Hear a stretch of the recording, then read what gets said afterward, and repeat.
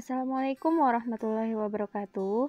Selamat datang di pembelajaran fisika. Sampaikanlah walau satu ayat. Materi kita pada pertemuan kali ini adalah besaran dan pengukurannya, yaitu KD 3.2, menerapkan prinsip-prinsip pengukuran besaran fisis, ketepatan ketelitian dan angka penting, serta notasi ilmiah. Submaterinya yang pertama adalah besaran pokok, satuan, konversi satuan, dimensi, besaran turunan, pengukuran, angka penting, notasi ilmiah, dan pelaporan pengukuran masing-masing alat ukur besaran. Besaran pokok. Besaran sendiri adalah suatu yang bisa diukur dan dinyatakan dalam bentuk angka atau nilai. Besaran pokok adalah besaran fisika yang hanya dapat didefinisikan melalui penggambaran bagaimana kita mengukurnya, sehingga besaran tersebut dapat berdiri sendiri tanpa diturunkan dari besaran-besaran lain. Nah, untuk menghafalnya, kita bisa menggunakan kalimat jiwa SMP-ku. J itu jumlah zat, I itu intensitas cahaya, W itu waktu, S itu suhu, M itu massa, P itu panjang, dan Q itu kuat arus.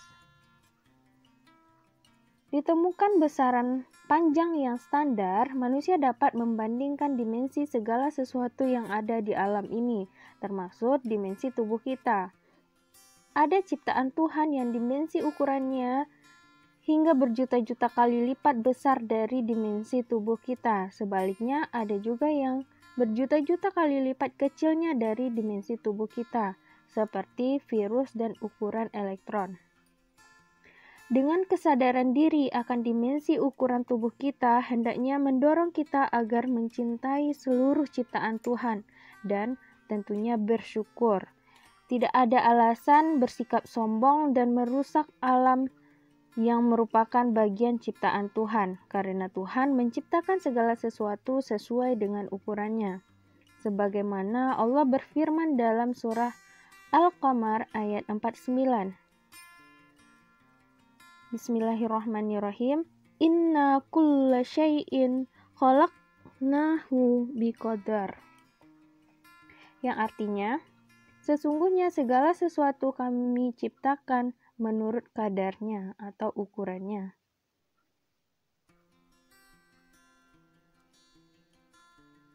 Selanjutnya, satuan.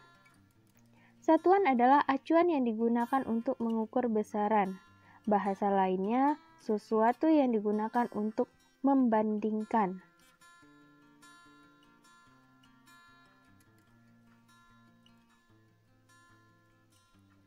Satuan terbagi dua, satuan baku dan satuan tidak baku. Satuan baku dia dipakai oleh banyak orang karena tidak berubah.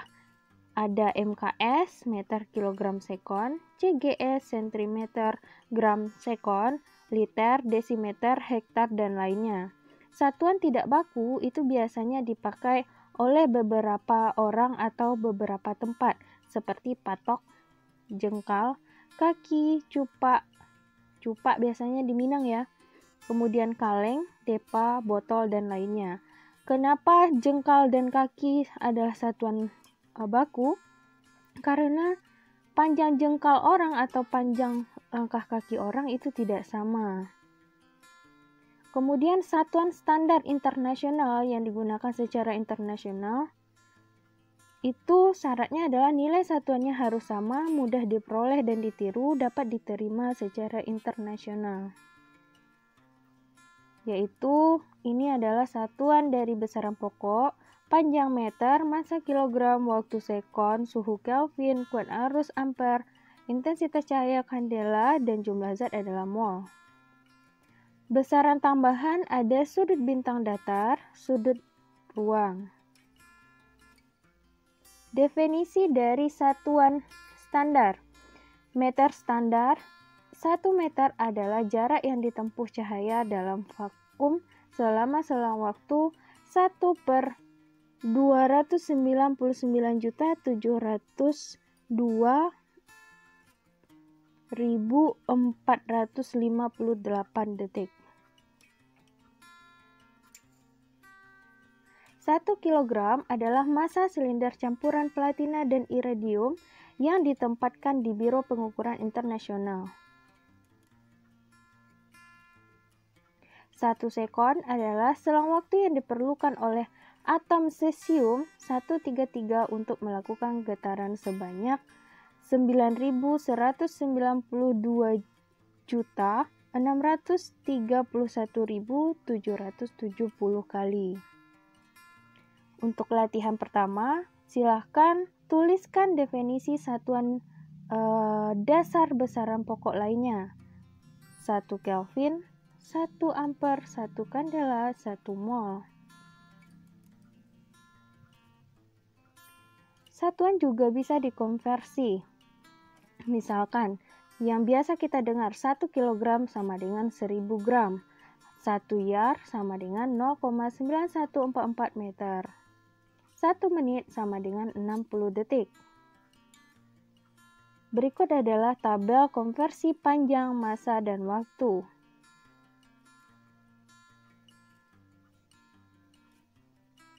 Dimensi. Dimensi adalah tetapan lambang besaran pokok yang merupakan huruf besar dan berada dalam kurung siku. Biasanya dimensi diambil dari awalan huruf bahasa Inggrisnya, panjang, length, jadi dimensinya L. Massa, mass, dimensinya M. Waktu, time, dimensinya T. Suhu, temperatur, dimensinya theta, tulisannya 0 bergaris tengah horizontal. Arus listrik, dimensinya I. Intensitas cahaya, dimensinya J. Jumlah zat, dimensinya N atau number of molecule. Kegunaan analisis dimensi. Yang pertama, membuktikan kebenaran suatu persamaan. Misalkan, benarkah daya sama dengan gaya kali kecepatan? Setelah kita analisis, ternyata dimensi pada akhirnya mereka adalah sama. Kemudian membuktikan kesetaraan suatu besaran, menentukan persamaan suatu besaran, menentukan satuan dari suatu besaran. Kesetaraan, misalkan usaha setara dengan energi, karena nanti kita akan dapat satuannya sama-sama joule, dimensinya sama-sama M kali L pangkat 2 dibagi T kuadrat, dan M L kuadrat per T kuadrat juga.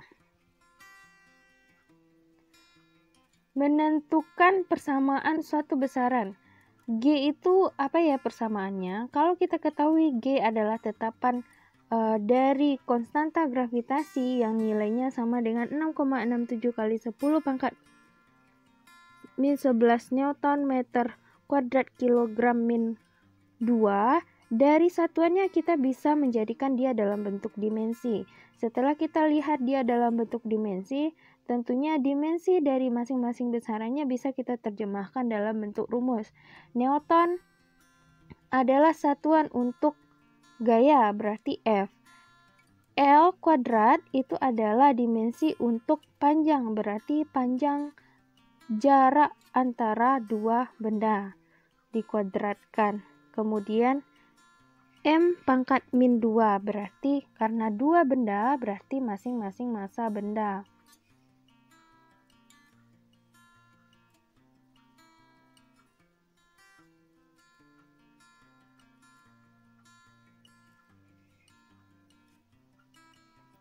Yang terakhir adalah menentukan satuan dari suatu besaran.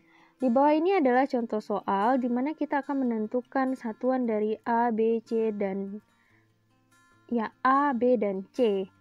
Ketika diketahui X adalah besaran panjang dan T adalah besaran waktu.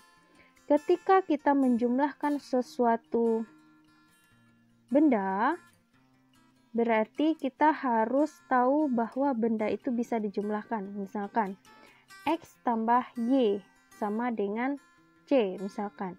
Jadi X itu kita belum tahu itu apa, sehingga tidak bisa dicampur XY. X ditambah Y bukan berarti X KY. Jadi kalau misalkan satu komponen adalah total, misalkan panjang ya, itu sama dengan panjang ditambah panjang dikurang panjang kalau di sini. Kalau misalkan kita umpamakan dia adalah jeruk, satu kantong jeruk adalah hasil jumlah jeruk ditambah jeruk dikurang jeruk. Jadi setiap suku itu harus sama sehingga dia bisa dijumlahkan. Jadi kita bisa menjadikan dia perumpamaan jeruk tadi. X sama dengan AT kuadrat. Berarti X juga sama dengan BT pangkat 3. Berarti X juga sama dengan CT pangkat min 2. Sehingga setelah kita olah mengganti dengan dimensi, yang X dimensinya L, T dimensinya time, berarti kita bisa mencari besaran dimensi dari besaran ABC, sehingga kita akan dapat satuan setelah mengetahui dimensi masing-masing besaran. Kemudian, bagaimana angka 2 dan tanda negatifnya? 2 itu merupakan konstanta, jadi dia tidak dimasukkan untuk menentukan satuan. Begitu juga dengan negatif. Negatif atau positif merupakan arah yang bukan merupakan satuan. Dia hanyalah arah. Untuk latihan 2, silahkan dicoba. Ini sama VT kuadrat sama dengan V0 kuadrat ditambah 2AS kuadrat. Artinya VT kuadrat kalau kita misalkan dia adalah jeruk, pasti sama dengan jeruk ditambah jeruk. Berarti VT kuadrat sama dengan V0 kuadrat. Satuannya ya. Berarti VT kuadrat juga sama dengan 2 kali AS. 2-nya bisa kita coret. Silahkan dicoba.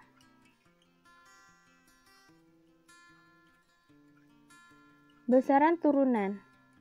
Besaran turunan adalah besaran yang diturunkan dari besaran pokok.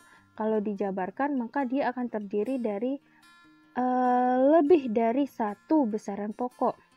Misalkan luas memiliki 2 besaran pokok panjang dan dan volume memiliki 3 buah besaran panjang. Percepatan memiliki 1 besaran panjang dan 2 besaran waktu. Begitu juga dengan gaya usaha energi, kita bisa lihat dari satuannya.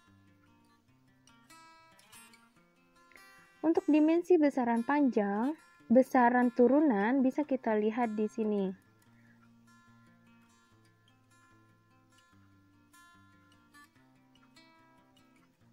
Pengukuran.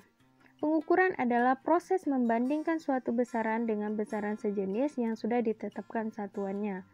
Misalkan, kita mengukur panjang buku menggunakan roll yang sudah ada satuannya, yaitu biasanya kalau nggak milimeter, itu sentimeter. Pelaporan pengukuran ilmiah menyertakan angka-angka kesalahan atau ketidakpastian dalam pengukuran, karena tidak ada manusia itu yang sempurna. Yang sempurna hanyalah Allah, kita hanya mendekati kesempurnaan. Hasil pengukuran yang dilaporkan menggunakan aturan angka penting. Beberapa kegiatan pengukuran dalam kehidupan: pengukuran massa dengan timbangan, kemudian dengan cupak, kemudian pengukuran tinggi badan, kemudian pengukuran suhu air dengan termometer.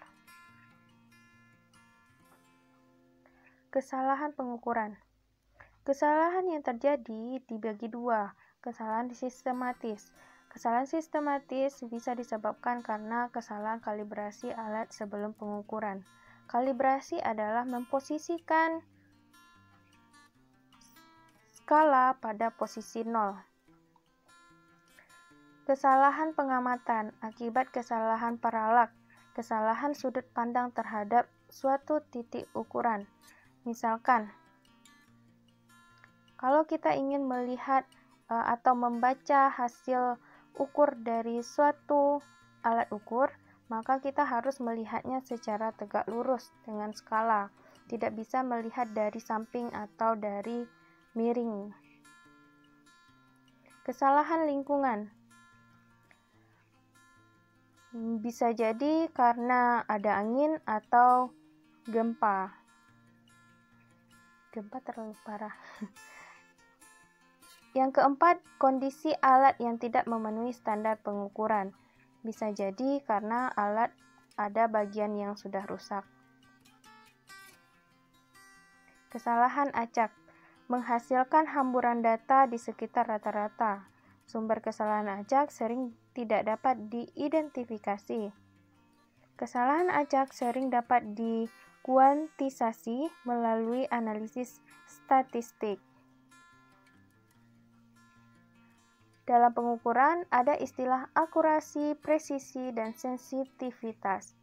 Akurasi atau ketepatan adalah derajat kedekatan hasil pengukuran terhadap nilai sebenarnya. Presisi merupakan derajat kedekatan atau kesamaan hasil pengukuran yang diperoleh dari pengukuran berulang. Misalkan awalnya kita mengukur hasilnya adalah 1,82, berikutnya kita mengukur 1,83. Berarti pengukuran kita presisi. Jika kita mendapatkan nilai ukurnya sama dengan 2,02, artinya pengukuran kita kurang presisi karena selisih jaraknya terlalu jauh. Sensitivitas adalah kemampuan alat ukur memberi tanggapan terhadap perubahan nilai pengukuran yang terjadi. Pelaporan pengukuran harus menggunakan kaedah angka penting. Aturan angka penting atau kaedah angka penting yang pertama adalah semua angka bukan nol adalah angka penting. Misalnya 431,5 mengandung 4 angka penting. Jadi angka penting di sini merupakan jumlah digit angka-angka yang tersusun, bilangan yang tersusun dari angka-angka. Aturan kedua, angka 0 yang terletak di antara angka bukan 0 termasuk angka penting. Misalnya 81,002 gram mengandung 5 digit angka penting. Angka 0 di sebelah kanan angka bukan 0 adalah angka penting, kecuali ada penjelasan lain. Contoh, 8.200 gram mengandung 4 digit angka penting. Kalau di bawah angka ada tanda, berarti batas dari angka pentingnya yang dihitung. Jadi 8.200 yang kedua karena ada diberi tanda pada 0, maka mengandung 3 angka penting. Angka 0 di sebelah kiri angka bukan 0 itu merupakan bukan angka penting. Jadi 0,0026 mengandung 2 angka penting. Pada notasi ilmiah, angka penting hanyalah penyusun A. Jadi angka-angka penyusun A yang kita hitung sebagai angka penting.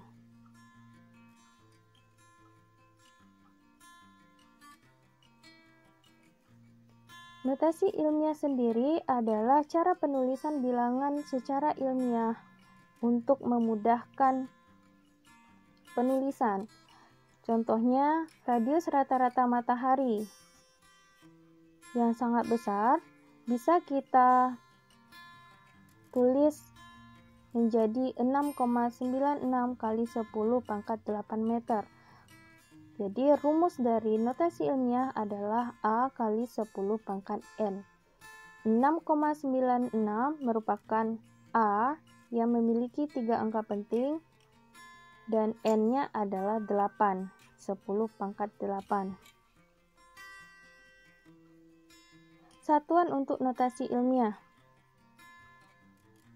Untuk memudahkan penulisan, biasanya orang akan menggunakan lambang-lambang satuan untuk notasi ilmiah berikut. Misal contohnya 1,6 kali 10 pangkat min 6 kolom. Maka bisa ditulis 1,6 mikrokolom. Mikro yang ada lambangnya berikut yang dilingkari. Untuk contoh lain bisa dikerjakan nomor 1 dan nomor 2.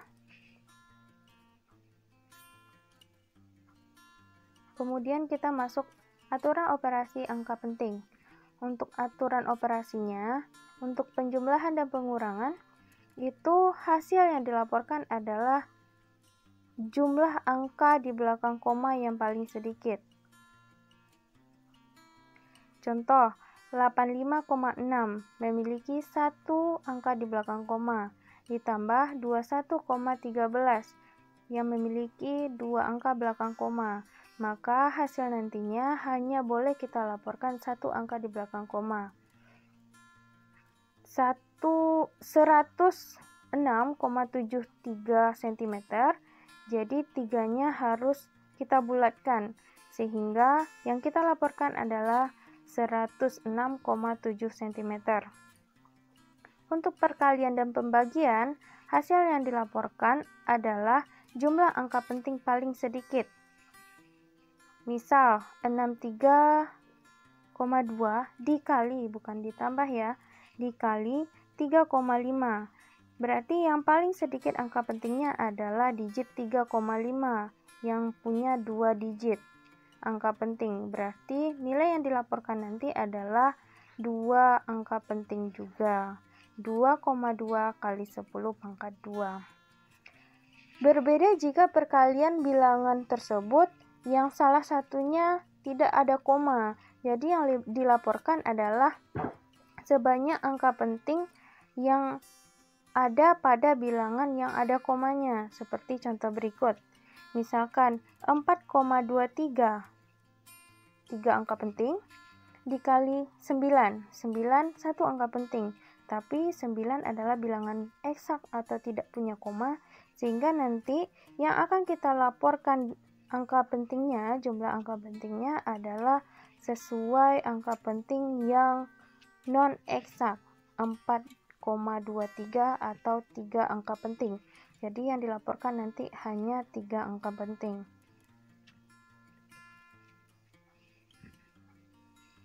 Untuk aturan pembulatan, sebagaimana sudah dipelajari di SD dan di SMP-nya, jika dia di atas 5, maka dibulatkan ke atas. Jika di bawah 5, maka tetap atau dibulatkan ke bawah. Untuk latihan, silakan dikerjakan latihan berikut.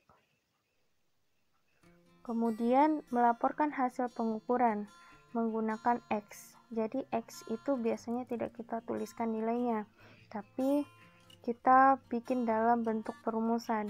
Jadi X sama dengan X0 sebagai hasil ukur tambah kurang delta X. Nah, ini hanya berlaku pada pengukuran tunggal. Jadi delta X pada pengukuran tunggal itu sama dengan setengah dikali nilai skala terkecil. Untuk pengukuran berulang, tidak lagi X0, tapi rata-rata dari nilai ukur keseluruhan.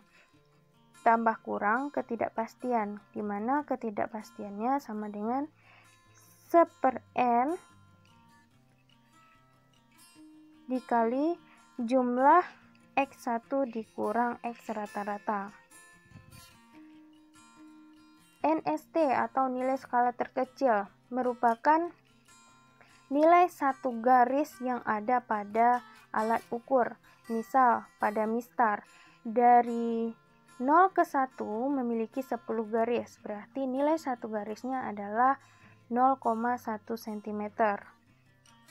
Untuk jangka sorong dan mikrometer sekrup, biasanya NST-nya sudah tertulis pada alat itu sendiri. Untuk jangka sorong, itu pada umumnya NST-nya 0,01 cm Tapi tidak semua jangka sorong memiliki NST 0,01 cm. Untuk mikrometer sekrup, NST-nya 0,01 mm, lebih kecil, berarti lebih tinggi tingkat ketelitiannya. Bagian-bagian jangka sorong. Ada batang kedalaman, biasanya kita gunakan untuk mengukur tabung reaksi.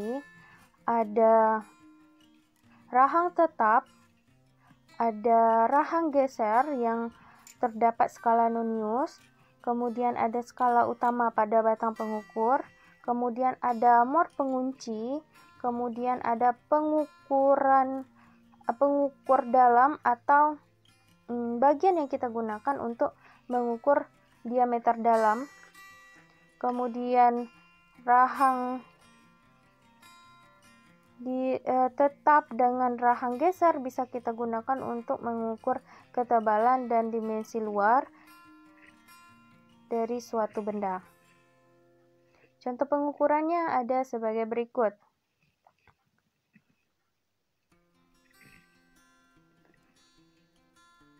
X0 atau nilai ukur dari contoh tersebut kita bisa cari dengan menggunakan nilai skala utama. Nilai skala utama yang ditunjukkan adalah nilai sebelum angka 0 pada skala nonius. Di sini adalah 2,4. 2 lebih 4 garis, berarti 2,4. Kemudian ditambahkan dengan skala nonius SN. Skala nonius adalah skala yang berdempet antara garis yang atas atau skala yang atas. Di sini yang berdempet adalah 8.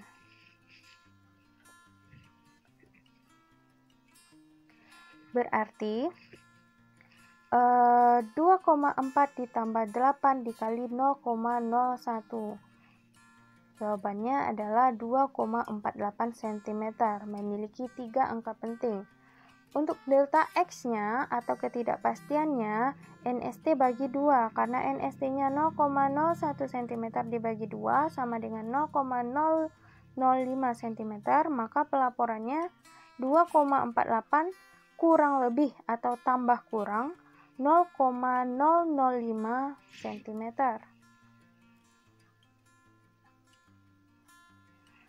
Bagian-bagian mikrometer sekrup, skala utama, batang putar, skala putar, dan silinder bergerigi. Contohnya, skala utama adalah skala secara horizontal. Di sini ada skala keempat dan garis di bawah 1. Garis di bawah merupakan setengah, berarti 4,5. Kemudian untuk skala noniusnya itu adalah garis yang sejajar dengan skala utama, berarti 10 lebih 2 garis, berarti 12 ya. Jadi jawabannya 4,62 mm. Itu juga memiliki 3 angka penting. Nah, karena dia satuannya adalah milimeter, maka pelaporannya 4,62 kurang lebih 0,005 mm. Ini latihan 5. Kemudian ada beberapa alat ukur lainnya, alat ukur massa. Ini bagian-bagian alat ukur massa. Ini neraca Ohaus atau neraca mekanik. NST-nya 0,1 gram. Cara bacanya kita bisa langsung jumlahkan skala-skala yang ditunjukkan oleh beban 440 dan 8 lebih 1 garis, berarti nilainya adalah 448,1 gram. Nah, untuk pelaporannya tambah kurang delta X, setengah dari 0,1 0,005 gram. Alat ukur waktu ada jam, stopwatch, jam pasir. ini jam lama, alat ukur suhu, termometer, alat ukur arus listrik, ada ampermeter, ini berbagai ampermeter. Kemudian ampermeter juga ada pada multimeter. Multi itu bisa juga kita gunakan untuk mengukur voltmeter dan ohmmeter. Nah, sekian untuk pertemuan kali ini. Semoga bermanfaat. Maaf atas khilaf. Assalamualaikum warahmatullahi wabarakatuh.